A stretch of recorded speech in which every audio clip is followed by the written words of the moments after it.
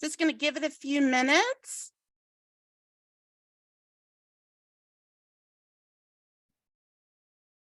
All right, please put in the chat where you are coming in from.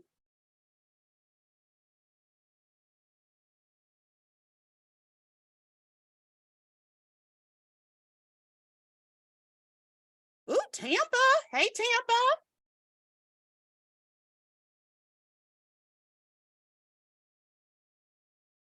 All right. I'm going to put in where I'm coming from. Oh, hello, PA. Hello, Harrisburg, PA. All right. And I'm coming from Atlanta. Oh, California. Okay, okay. All right, y'all. Oh, Canada. Yes, Barbados. Wow. I'm Wow. coming in from New York. Woo. Okay. All right, y'all. Hello, hello, and welcome to our webinar, When to Consider Multi-Gene Testing in Early Stage and Metastatic Breast Cancer. I am Megan Claire Chase, the Breast Cancer Program Director here at SHARE. And I'm Kate Vieira Fitzer, Metastatic Breast Cancer Program Director at SHARE. So, before the presentation begins, I'd like to tell you a little bit about SHARE, okay? SHARE is a national nonprofit that supports, educates, and empowers anyone who has been diagnosed with women's cancers and provides outreach to the general public about signs and symptoms, because no one should have to face breast, ovarian, uterine, cervical, or metastatic breast cancer alone. For more info about upcoming webinars, support groups, and our helplines, please visit our website at sharecancersupport.org. All participants will be muted during the presentation. Once Chrissy finishes presenting, we will start the Q&A section. Remember that Chrissy is unable to give any specific medical advice, so please feel free to ask any questions through the Q&A section at the bottom of your screen, but remember to keep your questions general in nature. And we also have closed captioning available. You can enable that feature by clicking the live transcript button on the button of the screen and selecting subtitle option. And this webinar is being recorded and will be available on the SHARE website soon. So, before I hand it over to our speaker, I just want to say hey to the speaker's mom. If she is out there, I've heard she is in attendance tonight. So I'd like to officially hand this over to our speaker, Chrissy Spears, and she's going to introduce herself. Perfect. Thank you guys so much. Let me share my screen.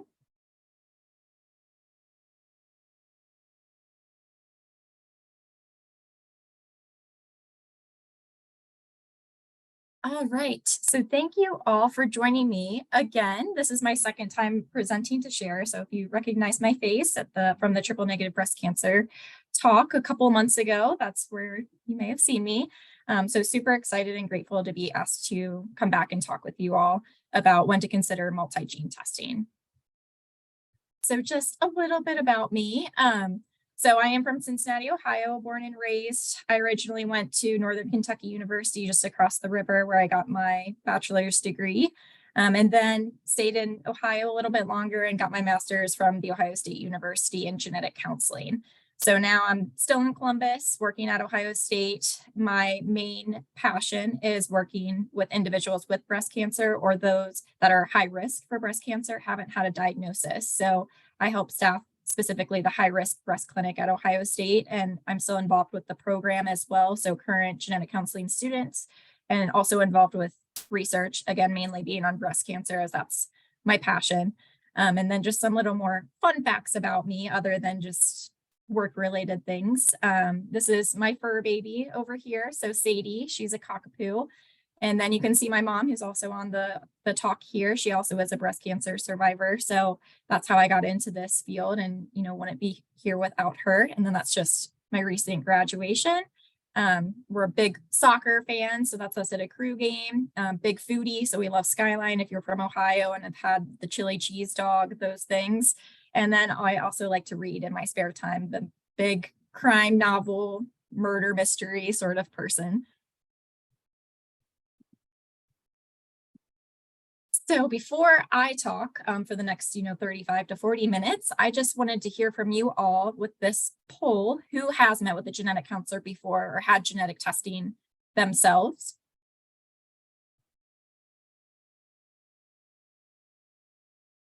And then it looks like the second question is also up too. So if you haven't had it yourself, do you know someone that's had genetic counseling or had genetic testing related to cancer genes? Because there are genetic testing for a lot of different things, but specifically for cancer. So we'll give that a couple of seconds for you guys to answer.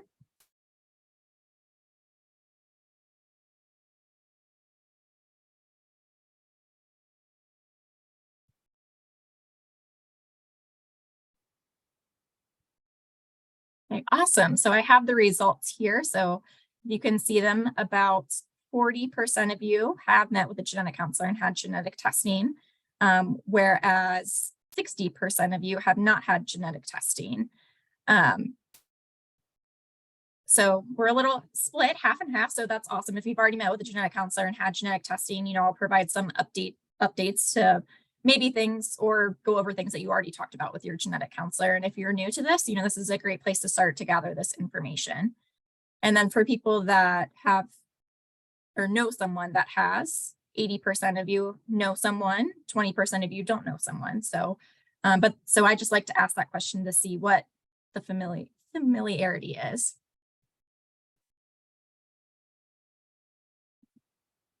So the goals of this presentation are just to provide an overview of what genetic counseling and genetic testing are, as well as discuss potential impact to family members in collecting family history.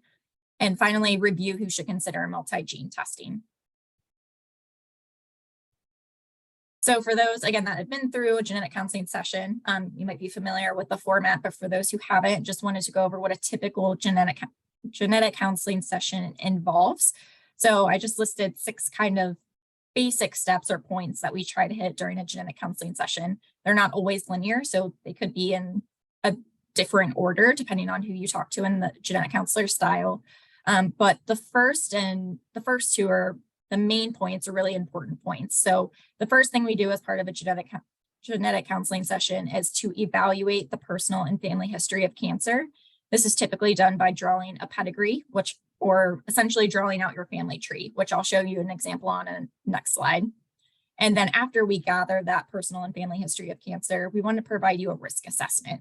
So we do this by asking you a bunch of questions about your family, as well as using what we call the National Cancer Comprehensive Network Guidelines. These are a list of testing criteria that we look for to see who's a good candidate to do genetic testing. The other thing that we do is genetics doesn't only pertain to you, which makes it a little bit tricky. It does involve other family members. So we discuss the potential impact on family members as well as your own personal history and medical management. So we talk about, if you were to test positive, what are the different management and screening recommendations? What are the other cancer risks that are associated with positive genetic test results? And then we can facilitate testing for family members if need be. The other thing that we do is we discuss different testing options. So there are different sizes of panels that we can order for individuals based on the family history. So it's not just breast cancer genes that we can order. We can look at other ovarian cancer genes, pancreatic cancer, prostate cancer in men. So having that discussion of how much information you want is also important as well. And then of course, we coordinate the testing, including the not so fun stuff like the logistics of cost and insurance, how we're going to return those results, how long it takes to get these results, and getting them to your providers. And then after we have our initial appointment, we send off your blood draw or your saliva kit to do the testing. Once we get those results, we have a follow-up or post-test disclosure of the results where we review what your genetic results mean. We get you referred to the right providers if need be. If we find that you're an increased risk for other cancers, facilitate that testing for family members. If you tested positive, there are a lot of research opportunities as well that we could get you involved in, or support groups like share, or there are specific support groups for individuals that test positive for some of these cancer-related genes. So just breaking each of those steps down with a slide. So the first, that evaluation period. So when you come into a session, we have your chart to look at what your personal history and family history is within your chart, but there's still a lot of things that we don't know that we want to gather from you. So our main focus is really on your first, second, and third degree relatives. So the farther away that you go within your family history, of course, the less DNA that you're sharing. So we really try to focus mainly on those first and second degree relatives. So that includes your siblings, if you're half siblings, your children, grandparents, first cousins on both sides of your family. So we look at your mom's side of the family as well as your dad's side of the family. So we want to know who's affected by cancer. And we really want to know the types of cancer. So if you happen to know the histology, so besides just breast cancer, there's different types of breast cancer. Is it triple negative? The hormone receptors? Is it metastatic? Is it invasive? Is it defined to the ducts? All of those things, if you know them. If you don't know those things, what kind of treatment did your relatives have? Do you know if they had a mastectomy versus a lumpectomy? Do you know if they had chemo or radiation? Because that can help us identify what type of breast cancer that person may have had. We also want to know if it's bilateral or unilateral. So from a genetic standpoint, if it is bilateral, that's more, concerning for a genetic mutation. If it is on both breasts, we see higher rates of genetic mutations than just one breast. And also the other thing that we want to clarify is if there were two different diagnoses, was this a new primary or was this a recurrence of a past breast cancer? Because again, having two different primaries is different than a recurrence of that current breast cancer, or if it's metastatic to either the lymph nodes or to another distant body part is important for us to know. We also want to know the age of diagnosis of these individuals, and that's because from a genetic standpoint, younger ages are more concerning. So unfortunately, breast cancer is very common. So 1 in 8 women do get a diagnosis, which rounds to about 13%. Premenopausal breast cancer, or before the age of 50, is more associated with a genetic mutation than postmenopausal breast cancer or after the age of 50. It doesn't mean that there couldn't be in individuals that are diagnosed at later ages, but that's why we ask about the age of diagnosis. We also ask about the age that the individual passed away or what they passed away from.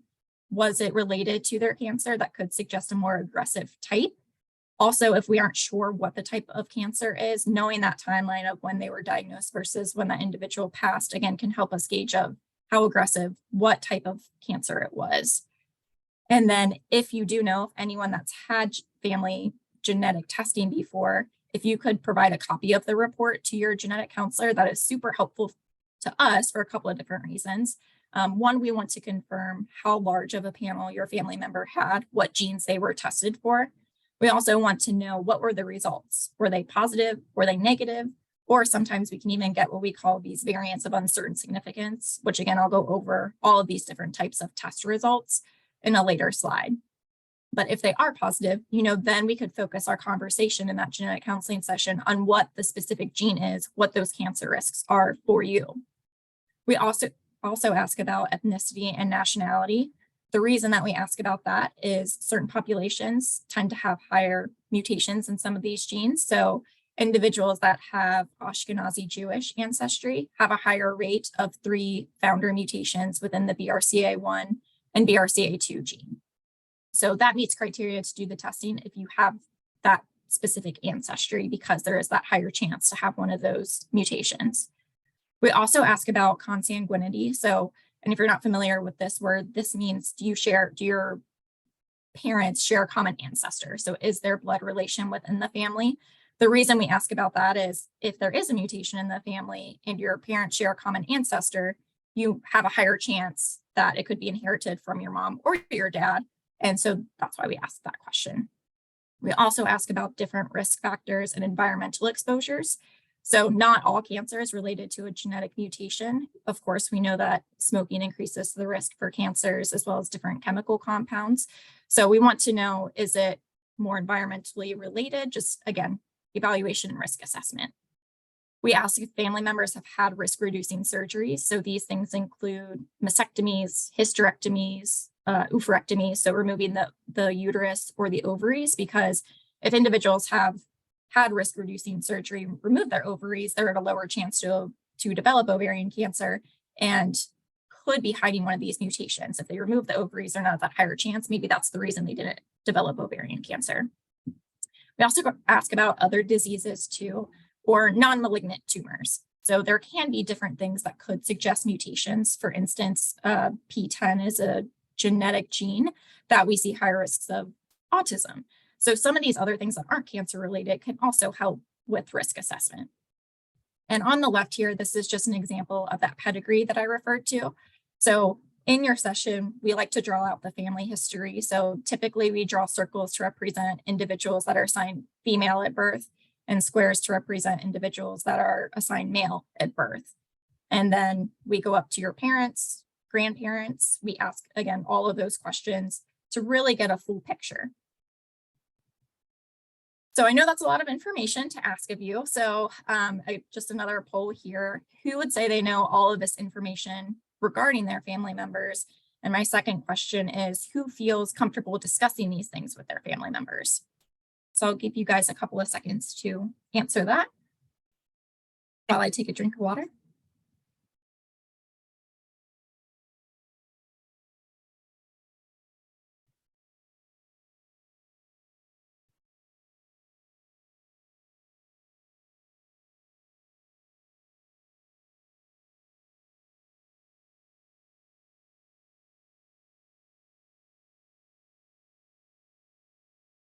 All right, some more responses here. So about 25% of you know all or most of the answers to these questions, which is very impressive.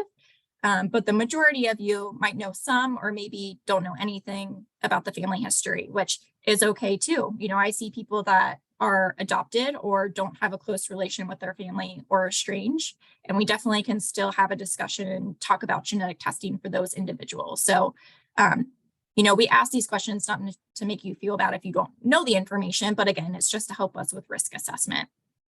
And then again, kind of split with the answers here on question 2. So about 40% of you feel very comfortable asking these questions with your family members. 40% of you feel somewhat comfortable. And then about a fourth of you don't feel comfortable at all, which is completely okay too. Which brings me to my next slide. As far as hopefully providing some tips on what to collect for the family history, how to feel more comfortable having these conversations with your family members. So first and foremost, you know, we need to know what questions we're going to ask. So I don't expect you to memorize that other slide that has all of those things on them. The main things were what were bulleted or bolded in orange. So the main things we look for are the cancer type, genetic test results, ages of diagnosis, and the age and cause of death. So if you have those 4 main things or those questions to ask, that is awesome. A tip as far as talking with family members about this is just to explain to the family members why you're requesting this information and its importance to your health. So I know some older generations maybe, you know, aren't as open with sharing this information, or it was meant to be kept a secret, might be embarrassing, or just something that you didn't talk about. But having this open conversation about why you're requesting this information and how it can affect you can really open up family members. And that brings me to my other point is if you're open about your own health, it might open up your family members to having that conversation as well. The other thing too, when we're asking these questions, is to assess the certainty about the provided information. So I've found a lot of family members, you know, they have one aunt that just knows everything about anyone. So there tends to be one main historian in the family that you potentially could go to and find out what that certainty is, how sure they are about that information. Making sure that you ask about both male and female relatives, because some of these genes, we can see correlations between prostate cancer in men as well as breast cancer in women. So just to debunk the theory that some people think that these breast cancer genes, you know, only impacts women, but it does also affect males as well. So I know holidays, you know, might not be what you want to talk about this conversation, but holidays tend to be the time, or family reunions tend to be the time where everyone is gathered. So to use that as an opportunity to have these face-to-face conversations to ask these questions. I've had someone tell me that they started a family newspaper and where they just send out to all their family members once a month, they ask for updates, and it's just this email chain, which I think is amazing. Looking through family photo books can also give you some clues too and open up those conversations, as well as reconnecting with family members through social media. So, that's how we're able to have a conversation today from all the different places, Canada, Barbados, Florida. So that's awesome that technology has made it that we can reconnect in these ways. Other things that I've had individuals bring into me is a copy of their family members' death certificates or obituaries that list the reason for their cause of death, which is open to the public, so to request that information. So say after you ask all these questions, how the heck are you supposed to remember all this and keep it all straight? So there are tools that are online that you can look up. I posted here the My Family Health Portrait is from the Surgeon General. And essentially it helps you draw that pedigree that I referenced before. You can list all your family members, their cancer types, ages of diagnosis, all of those things so that you don't have to keep track of it all. So after we do that evaluation period, we collect all that family history, then we go to the risk assessment. So and I mentioned some of these before when I was talking about the evaluation period, but these are the NCCN guidelines that we look at. So for individuals that have a personal diagnosis of breast cancer, those things that we look for are those younger ages, under the age of 50. We also talk to anyone that for surgical decision-making or treatment decisions. So there are certain genetic mutations where we do recommend having a mastectomy versus having a lumpectomy because there can be a high risk for recurrence. We also know there are different treatments that could potentially work better for individuals that test positive for certain mutations. So regardless of age, there is a big push to start testing all individuals diagnosed with breast cancer, again, regardless of age. We're not quite there yet where it's not recommended for everyone, more of just a manpower thing and trying to coordinate all of those individuals, but I definitely think it's moving towards that way. Other individuals, if you have that triple negative type of breast cancer meets the criteria, or if you've had more than one diagnosis of breast cancer, which I mentioned is different than a recurrence of the same breast cancer. If you have Ashkenazi Jewish ancestry, or if you have a relative that was assigned male at birth that has breast cancer diagnosis. So, and the reason for that is male breast cancer is a lot more rare than female breast cancer. So where 1 in 8 women have a diagnosis, about 1 in 100 men have a diagnosis of breast cancer. Another reason to do the testing is if you have the specific type of lobular breast cancer with a family history of diffuse gastric cancer. So it's a type of stomach cancer. So if you have not, I know SHARE is mainly for individuals that have a personal history of breast cancer, but we also, a lot of people that I see don't have a personal diagnosis. So we just go based on the family history. So just to keep an eye out for you too, other kind of red flags or meeting criteria from a genetic standpoint are these other more rare types of cancer. So if you have an individual that was diagnosed with metastatic prostate cancer, pancreatic cancer, or even ovarian cancer, those are the things that we look for in that family history as well. Or if you have 3 total diagnoses of breast cancer between yourself and close relatives, again, regardless of age, even if you were all in your 60s or 70s, that could potentially mean there's a mutation in the family. So again, that's kind of, I know it's very nuanced and a lot. We don't expect you to remember all these things. This is more just to get you of thinking, do I have this in my family? What are the types of cancer in my family? So, and the reason that we go through that too is when we see those things in NCCN criteria, again, more likely to find one of these genetic mutations. But when we take all this family history, only about 5 to 10% of families test positive from one of these genetic mutations. So that includes the breast cancer genes as well as genes associated with other cancers. So that is what we're talking about today here, where it's called hereditary cancer. This means we identify one single gene that's responsible for the family history of cancer. So I know that doesn't sound like a big percentage. There's still things that we're learning about. We constantly are learning about new mutations. Our technology is improving constantly, and there could be potentially new genes that come out in the future that we didn't know about before. Right now, the majority of people with a breast cancer diagnosis fall within this sporadic category. So this is more, we think more sporadic. It just happens by chance. We don't know what causes it, unfortunately, because there's still a lot that we don't know.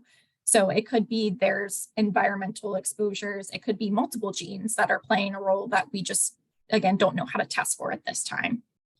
So the middle portion here, this familial cancer, so 15 to 25% of individuals fall into that category. And this just means, maybe there are 3 people in your family that have had breast cancer. So it does look like something is happening where there are multiple generations. Maybe they're at later ages though. And again, there could be that combination of environmental as well as multiple genes that are playing a part that we can't test for at this time.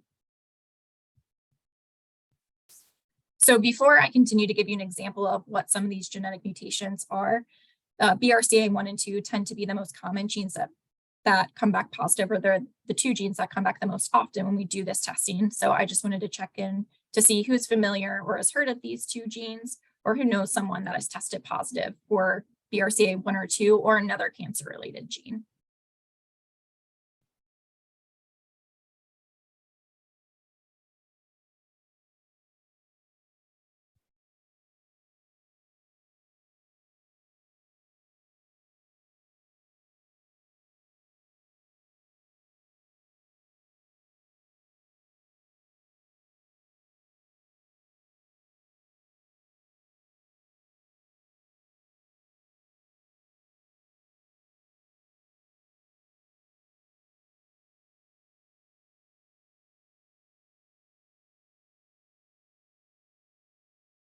Okay, so say again, little mixed reviews here. So most of us are very familiar or have heard of the genes, but maybe don't know that much about them. Some of us haven't heard of it at all, which is okay. That's, what I'm here for, just to talk about with you guys today. For the second question too, so 8% or one of us have tested positive for a cancer-related gene, and a family friend, where the majority of us don't know anyone that's tested positive. So thank you for answering those, just to see what the group knows or doesn't know. So as far as impact, when we talk about genetic testing and these specific cancer genes, so again, BRCA1 and 2 being the most common. So that typically is the example that I use in my genetic counseling sessions to talk to individuals about. So say you are in that 5 to 10% of people that test positive. What does this mean for you? What does this mean for family members? So individuals that test positive, have a higher chance for different cancers. Specifically breast cancer, there's a 50 to 85% lifetime chance for females versus a 2 to 7% lifetime chance for males. And what that means for individuals that have already had a breast cancer diagnosis, that means that there is a higher chance for a recurrence on the opposite breast. So that is why some women, they may opt to do mastectomies at the time of their surgery versus doing a lumpectomy. We know not only for breast cancer, but other cancer risks. The other big cancer risk that we think of is ovarian cancer. So between a 10 to 30% lifetime chance. And again, debunking that theory that this can only affect women, there is increased risks of prostate cancer in males. So between this 20 to 60% lifetime chance, and a 5 to 10% lifetime chance of pancreatic cancer. We also can see increased risks of melanoma, but we don't really put an exact number on that. So we go through the session, you've gotten your results that you're positive. What do you do next? So that is where we talk about what the screening recommendations and medical management changes can be for you. So for BRCA1 and 2, I just listed these for what the recommendations are versus the general population or individuals that are at average risk. So if you're positive, we're going to start that screening earlier. A lot of the things are focused on catching cancer earlier when it's in its earliest stage, so it's easier to treat, or doing some sort of prevention. So we can add on breast MRIs starting at age 25, starting your mammograms earlier at age 30, and considering starting those for men at age 50. So again, a lot different than the general population risk that we recommend starting mammograms at age 40. Like I mentioned already, some women may opt to do risk-reducing mastectomy, or chemoprevention is also an option for women who haven't had a breast cancer diagnosis, but some women may take, tamoxifen. That is used after surgery and treatment for women that have had breast cancer, but we can also use those same prevention strategies for individuals that haven't had a diagnosis. For the ovarian cancer, we do recommend removing the ovaries between the ages of 35 to 45 or after childbearing years. So Again, I know it's a big decision. Removing the ovaries does put someone through menopause. So there are, pros and cons to all of these options. But of course, we get you referred to the right people to have these conversations. The reason that surgery is really the only recommendation is because unfortunately, we don't have great screening. So we don't have as many options like we do for the breast cancer surveillance. For prostate cancer, we recommend starting your PSA testing at age 40, which is different than the general population risk for men that typically recommends starting that PSA testing at age 50. And then for pancreatic cancer, again, our screening isn't great, but if you do have a family history of pancreatic cancer, we can do either an MRI or an ultrasound guided endoscopy starting at age 50 or 10 years earlier than the current diagnosis in the family. So again, if you notice for general population, we don't have any general population screening recommendations for ovarian cancer or pancreatic cancer. But if we know that there's a mutation, then we could start implementing those things. So BRCA1 and 2 are just 2 of the couple hundred genes that we now know of. Since this is a breast cancer related talk, I just wanted to list the other breast cancer genes that we know of. So, and just to give you a brief overview. So for instance, this ATM gene, we know that it's associated with pancreatic and breast cancer. Those lifetime percentages may vary between gene to gene. Another example, CHEK2, we can see increased risks of colon cancer, where we recommend starting your colonoscopy at age 40 versus the general population age of starting at 45. So there are different cancer risks depending on what the gene is, what that lifetime percentage is, and what our screening recommendations would be for you. So, and of course, like I mentioned, there are still more that we are learning about. So there are preliminary evidence genes that we're currently looking into. Maybe we think it is associated with breast cancer, but we need to do more research. We need to see it in other individuals that are either healthy or have a breast cancer diagnosis before we can say it really is the cause of someone's breast cancer. The other thing too, just to mention is, these again are just the breast cancer related genes, but if you're familiar with Lynch syndrome, typically we see that more with colon and uterine cancer. There's a small increased chance of breast cancer, but it's not typically, the main. Lynch syndrome isn't the immediate thing that we think of with early onset breast cancer diagnosis. But that's just to mention, if you did mention that there is a early onset colon cancer in your family, we want to make sure those colon cancer genes are on the panel that we order for you. So it can affect how many genes we want to look at or the testing that we want to order for you at the time of your appointment. And then as impact, after we talk about how it could affect you, whether that's your surgery, medical management moving forward, we also talk about how it could affect family members. So if you tested positive, we have 2 copies of every gene, one that we get from our mom and one that we get from our dad. So with each child that you have, there is this 50% chance or 1 in 2 chance to pass on that mutation to a family member or to your children. So other first degree relatives like your brothers and sisters, your parents have a chance to have that same mutation as well. And we coordinate that testing for your relatives. A lot of these cancer genes are adult onset, so we typically don't test minors for these because it's not going to change their screening recommendations. Some of them do have early or childhood cancer onset where we do, but like BRCA1 and 2, we typically don't do testing unless someone is 18 or older. So if we test that individual, if they're positive, again, we know to implement that screening earlier.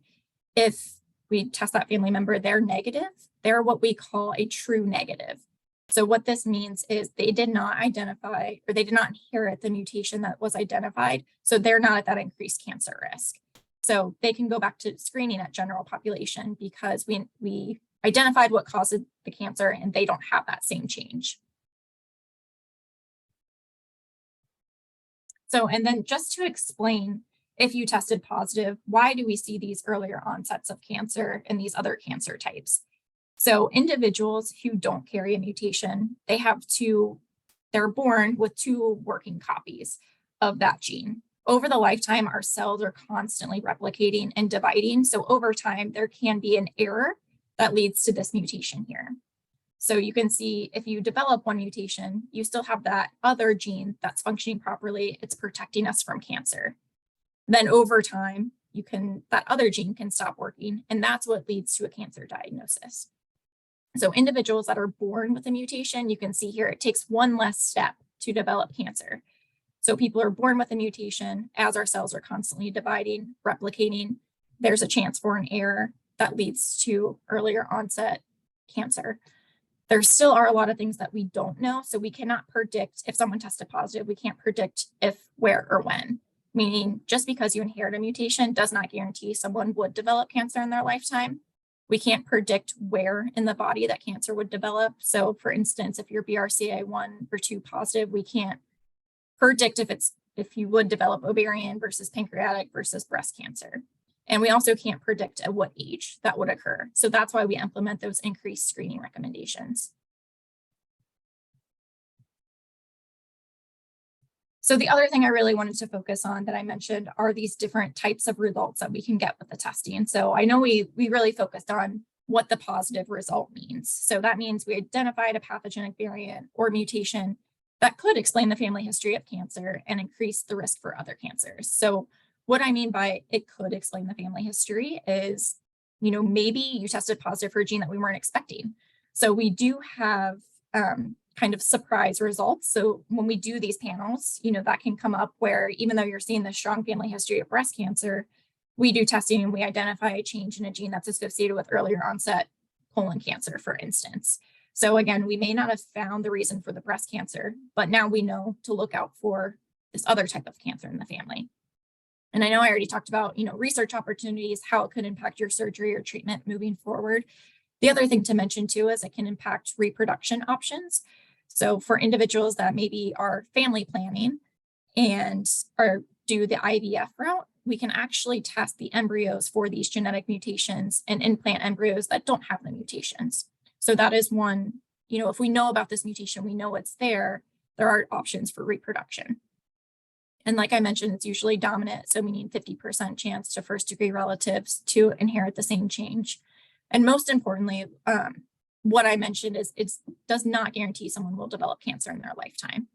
And we cannot predict if, when, or where cancer could occur. So other results that we can get that the majority of people do get when meeting with me and I get their test results is this negative result. So, and explaining negative results, honestly can be more tricky sometimes because, if they're positive, we have screening recommendations. Most of the time we know what to tell you to do, get you referred to the right people. Individuals that have the striking family history of cancer and test negative, it can be frustrating sometimes to not have an answer. Just means we didn't identify that, why there's this family history of cancer.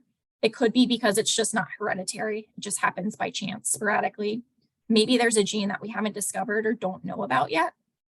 Or maybe there's a gene or a pathogenic variant that just our technology isn't there yet that we can't test for, because there are some areas within the gene that are harder to test than others. Could be a combination of multiple genes and environment. Or if you had tested negative, it's really important. Again, the reason we ask for a copy of the report is because we want to know when you had the testing. If you had testing before 2013 or 2014 is really what we're looking for. A lot of the times we were just testing for BRCA1 and 2. And as you know, there are a lot of other breast cancer genes that potentially you could have updated testing for that you weren't originally tested for. So knowing if you had a panel versus a single gene test or just BRCA1 or 2 testing is important. The other reason too is our technology has improved. So even if you had testing before that time for BRCA1 and 2, we estimate that about 5 to 10% of mutations were missed within those genes. Again, because our technology has improved and we can test different areas within that gene now. The other most important thing to remember, if you have negative results, other family members may still be at increased risk for cancer and still may change their screening recommendations. So for instance, if you do have a striking family history of cancer and early onset, but your genetics comes back negative, your daughters or brothers or sisters, they may still implement their breast cancer screening earlier than that general population age of 40. So we can do earlier screening for individuals even without a positive genetic test result. The third result that we can get, which is a little tricky too, is this variant of uncertain significance, or VUS is what we call them for short. What this means is when we were analyzing your DNA, we found a change in a gene that we just don't have all the information on.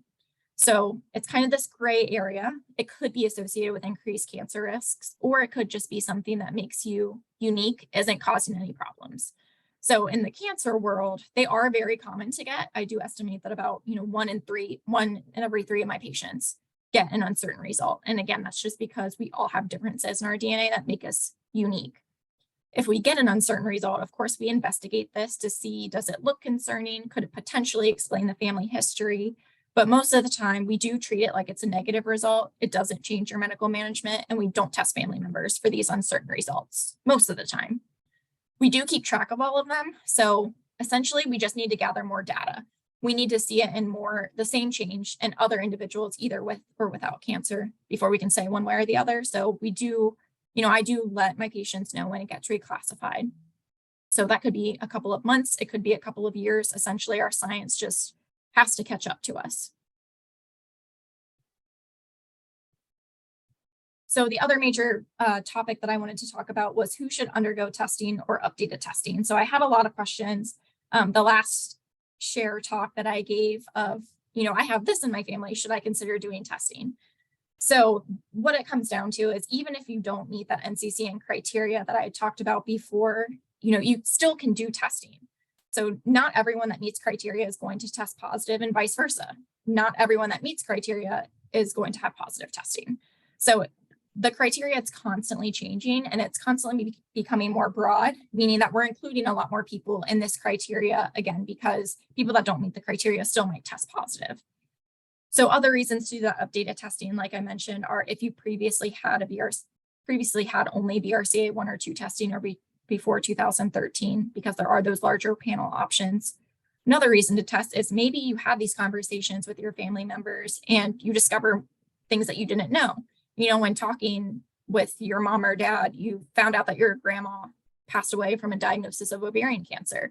So maybe when you previously met with a genetic counselor, you didn't meet this criteria, but now you have this other information that makes you meet criteria. So another reason is having this conversation. Maybe another family member tested positive that you weren't previously tested for, or there's a new diagnosis of cancer in the family that now makes you eligible for testing. The other thing too that I get a lot of questions about is, what about 23andMe testing? So there is a lot of what we call direct-to-consumer testing out on the market. And so specifically when talking about risks for cancer genes, the 23andMe testing, while it does test for BRCA 1 and 2, it does only test for the 3 Ashkenazi Jewish founder mutations that we know of. So it can provide this false reassurance to some individuals that have this 23andMe testing that think that they tested negative, but there are thousands of mutations within BRCA 1 and 2 that you have not been tested for. And really, it is a great test for individuals that have Ashkenazi Jewish ancestry, but if you don't have that ancestry, of course, there are more than BRCA 1 and 2, and there are thousands of other genes that the test does not test for. Other main point that I wanted to bring home is, if you're estranged, adopted, or have that limited family history, that is okay too. We still can have a conversation. Gathering that family history is just one tool that we use to provide risk assessment. Doesn't mean we can't do testing for you. So anyone that is interested in learning about their personal risk, I encourage to at least have a conversation with a genetic counselor, or reach out to your doctor to see if they could refer you to a genetic counselor, those sorts of things. So then this just lists how to find a genetic counselor. So we have a website that's findageneticcounselor.nsgc.org. Since, again, from asking about the locations, I know we're kind of all over, but you can put in your zip code and it'll bring up genetic counselors that are either within your area for, an in-person appointment, or if you wanted to do a virtual appointment too, there are those options. genomedical.com. It is a virtual genetic counseling group. So again, great with technology that's making it more accessible to individuals that may live in rural areas, don't have a major hospital near them. And then, of course, talk to your doctor that may be able to put in a referral or knows of a local genetic counselor. So I think that is all that I had. Hopefully, I think I did almost perfectly on time. So I will open it up to any questions. Amazing. Amazing. Oh my goodness. That was so beautifully comprehensive. Right, Kate? Yes, absolutely. Such good information. Thank you. Yeah, of course. Yeah, so now let's start the Q&A. Some of you actually submitted some great questions when you registered for the webinar, but you can still submit questions in the Q&A section at the bottom of your screen. I just want to remind you, we're going to try to get through all of the submitted questions, but we might not be able to due to time constraints, but we'll try. So our first question, Chrissy, how available are these genetic tests, and will insurance actually cover the cost, and does it cover all of the cost, and how much does it cost? Yeah, so good question and tricky question to give just one answer to. So it does depend on if you've met your deductible, what your plan is, those sorts of things. Cost has come way down. It used to be thousands of dollars to do testing. A lot of labs now offer a self-pay price. So say insurance doesn't want to cover anything, they offer a self-pay price of $250. So when I talk with my patients, if I know that's still pretty pricey, there are financial assistance programs that are available through these labs. We can work with you to get that cost down. If you meet that NCCN criteria that I was talking about, that's what insurance looks at to kind of decide if they want to cover the testing or not. So it's possible you could pay less with insurance. Most people do pay $100 or less that meet that criteria. If you don't meet that criteria, they offer that self-pay price of $250. So we never want costs to be the reason someone doesn't do the testing. Thank you. I'm gonna still kick it back over to Kate, because with her being new on our shared team, which we're loving, I want to give her as much exposure here to help lead our Q&A. So keep going. Okay, so we have, I'm going to go over to our Q&A. We actually have a really good question here. The first question wants to know, she or he had genetic testing done in 2009 when she had, he had a recurrence. And when 10 years later became metastatic, the doctor is suggesting to do it again. And the question really is there a big difference in testing now versus 2009? And can those results actually change? Yeah, that's a great question. So definitely, since it was 2009, we only knew about BRCA1 and 2 at that time. So you only had testing for 2 genes, where that list of, I can show you this, go back to it really quickly. These are now all the breast cancer genes that we know about. So again, just having BRCA1 and 2 testing, it's possible there's a change in ATM, CHEK2, PTEN that could potentially explain why you developed breast cancer. So I think, if that's what your doctor recommended, I definitely think it's a good idea to do updated testing if you were interested. Kind of going off of that, like when you have just like that 9 panel, when is it appropriate to do a broader panel? And like, why would your oncologist or someone like recommend that you do a broader panel? Yeah, so that is really based on that risk assessment and knowing what other cancers are in the family. So,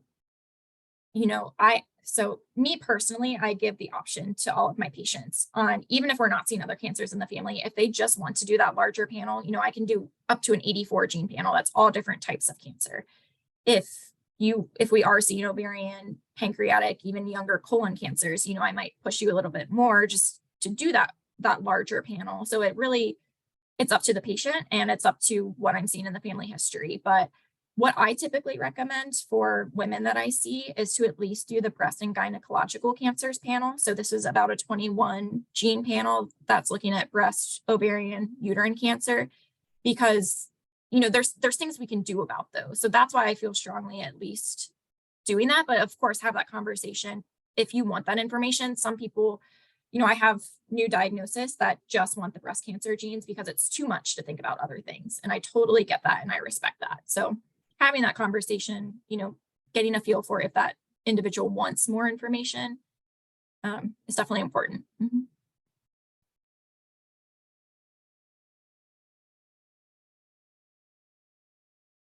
So we had a question submitted with the registration, and this individual was talking about, being diagnosed with early stage TNBC, and they were a little older. They were 55, and they were told maybe it wasn't necessary because of the of her age. Do we have is there an age restriction, or should people be looking at genetic testing no matter what their age?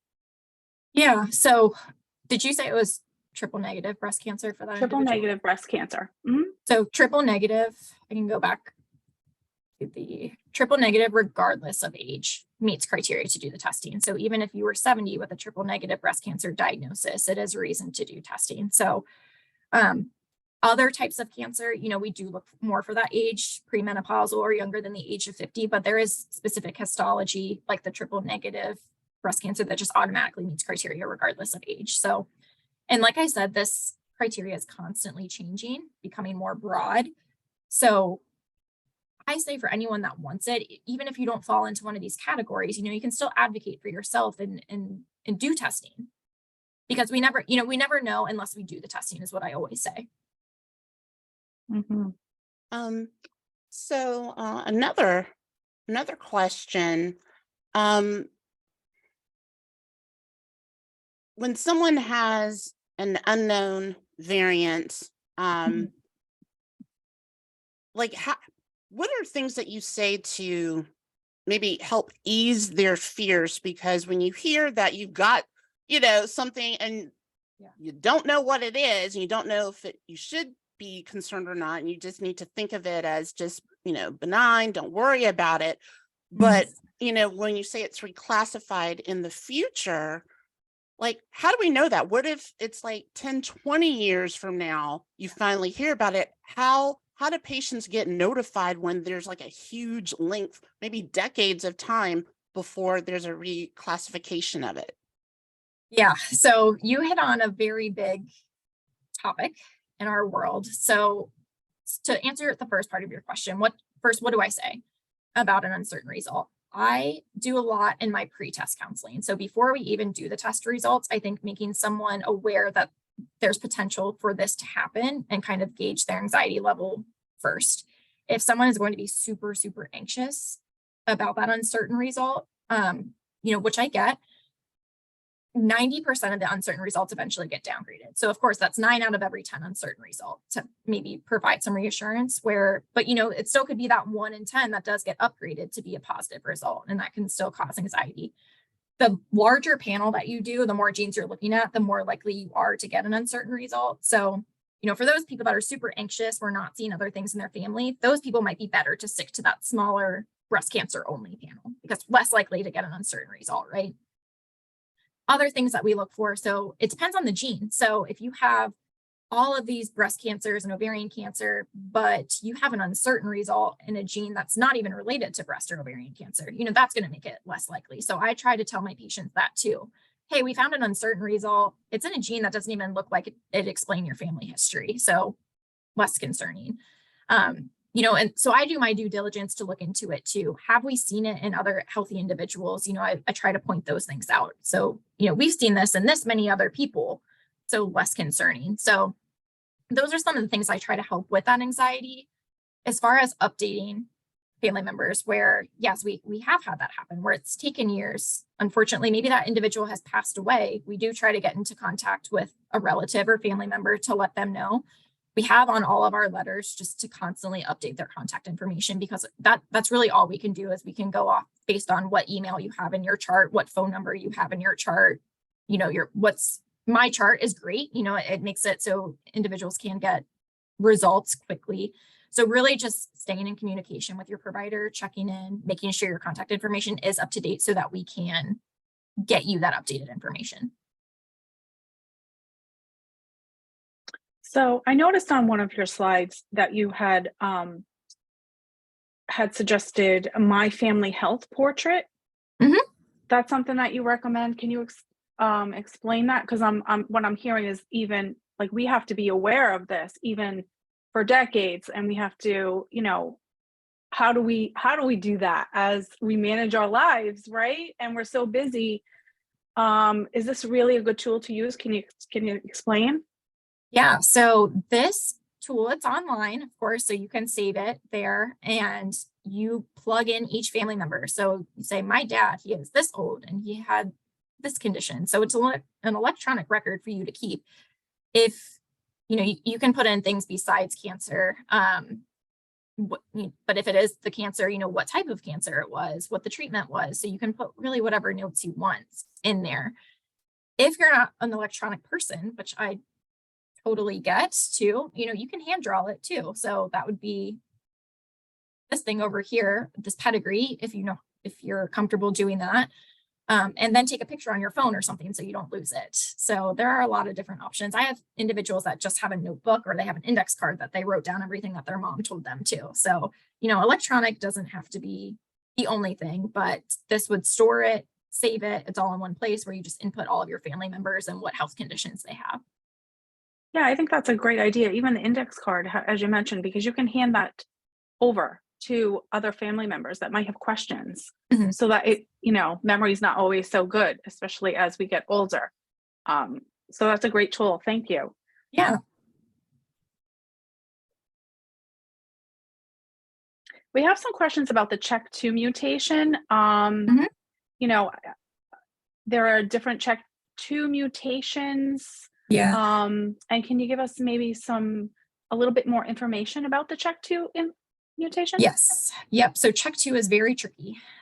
So it is a gene where we thought it was associated with so many different types of cancers. The more that we do research on it, we're constantly learning about CHEK2, and we're finding that, how do I want to say this? It's tricky. So some mutations within CHEK2, not every mutation within CHEK2 has the same cancer risks. So there are what we call low penetrance mutations. So doesn't have that same lifetime percentage as other CHEK2 mutations. So for instance, CHEK2 has about a 20 to 40% lifetime chance of breast cancer. We're finding some CHEK2 mutations have lower than that, might be more towards the general population risk. So even within the CHEK2 gene, not every mutation is the same. So that is a really great question.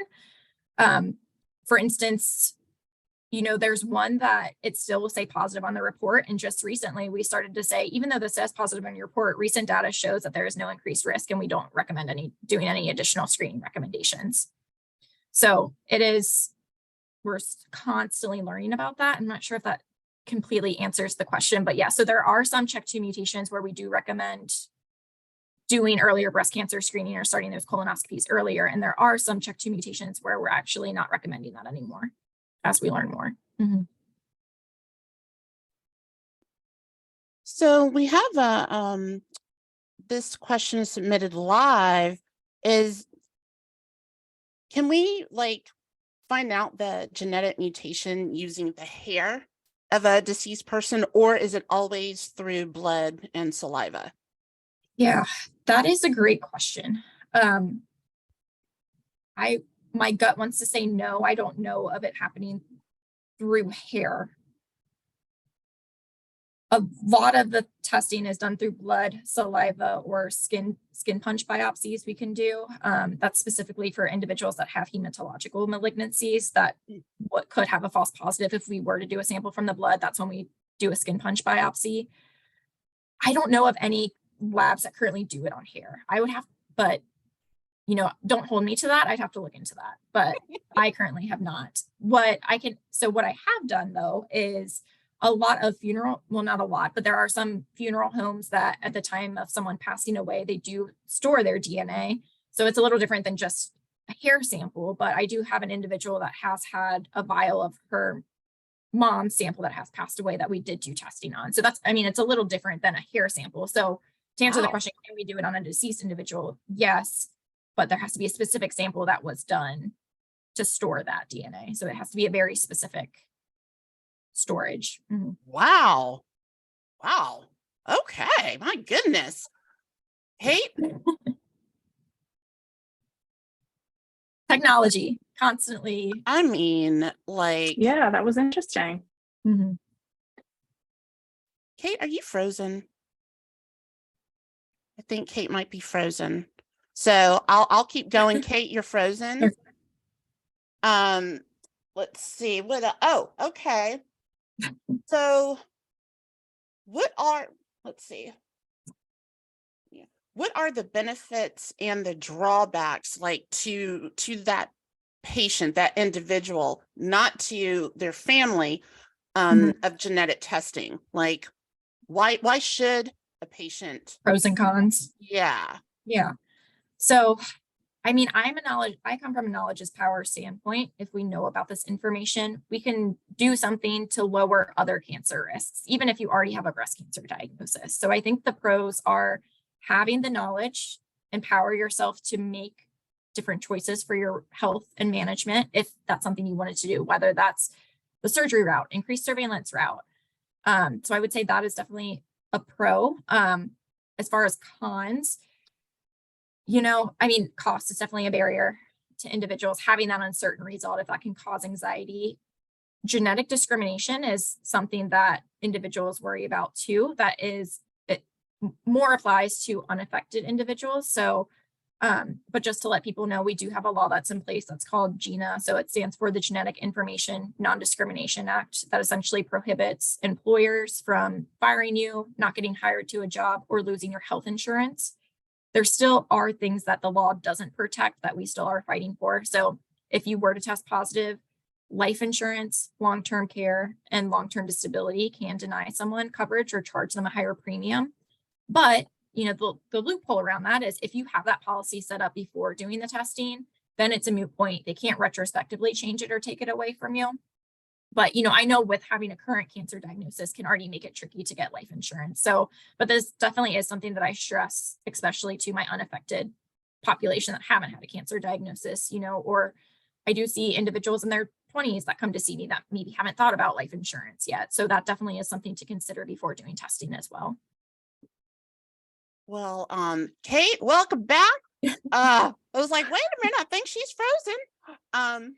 Right? But look at that. We are already at time. Oh my gosh. Like, that went so fast. It did. And we still had quite a few questions left, but I hope everyone, was able to glean some new knowledge. I know I did, about genetic testing. And again, Chrissy, you're just so fantastic at breaking down this information in a digestible way that will spark, conversation, because it's so important to know your family history, and document that too, right? So everyone, just want to again thank you for attending. Make sure to check out SHARE's upcoming programs and support groups, and don't forget, follow us on social media. Okay. And Kate, take us home. So, yeah. So please take a moment to fill out the survey at the end of the webinar. It'll show up on your browser when the webinar ends. And there will also be a link to follow in a follow-up email. All surveys are anonymous, and just so you're sure to understand that. And this concludes the webinar. Thank you for joining and participating in our poll. Thank you again, Chrissy. Thank you guys so much for having me. All right. Bye. Bye.